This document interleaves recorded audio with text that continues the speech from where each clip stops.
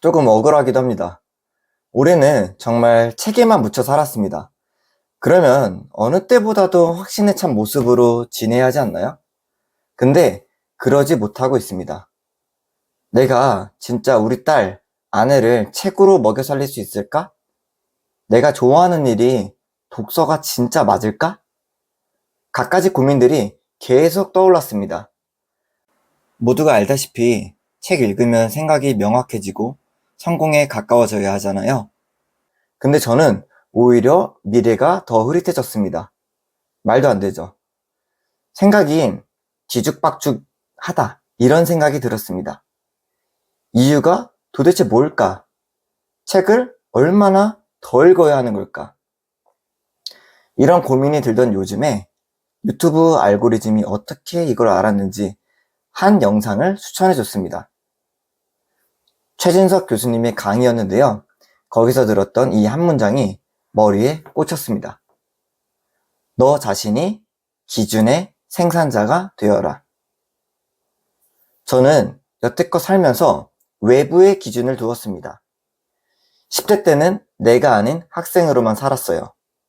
학교에서 이렇게 하라면 이렇게 했고, 사회에서 이렇게 입시 공부하라고 해서 이렇게 죽어라 입시 공부했습니다.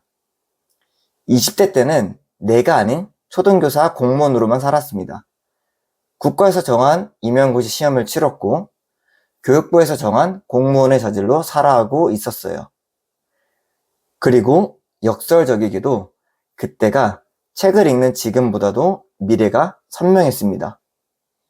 입시 기준에 맞춰 합격하면 대학 입학이었고, 공무원 기준에 따르기만 하면 직업이 보장되었습니다. 남이 걸어온 길을 따라 걷기만 하면 도착지가 확실했던 거죠. 근데 현재는 그렇지 않습니다. 남이 세운 기준이 아니라 내가 세운 기준으로 살기 위해 애쓰고 있기 때문이죠. 저의 기준은 제가 좋아하는 독서로 업을 만드는 겁니다. 책 읽는 어른 브랜드를 만들고 컨텐츠로 가치를 공유하면서 밥벌이를 하는 그런 삶이죠. 그러다 보니 헤매는 건 당연한 순서였습니다. 30년 넘게 남의 길을 걷다가 고작 3, 4년 만에 내 길을 걸으려니 헤맬 수밖에 없었던 거죠. 어제 들었던 확신이 오늘은 불신이 되고, 지난달은 저쪽으로 걸었는데 이번 달은 정반대로 걸어가기도 하면서요. 이처럼 불안할 때도 많고 이게 맞나 싶기도 합니다.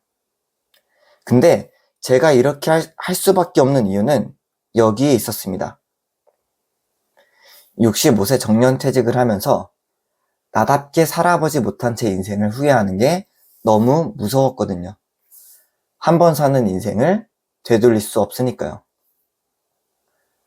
그리고 지금은 3살이지만 10년 뒤에는 한창 사춘기일 딸에게 이렇게 당당히 말하고 싶었어요.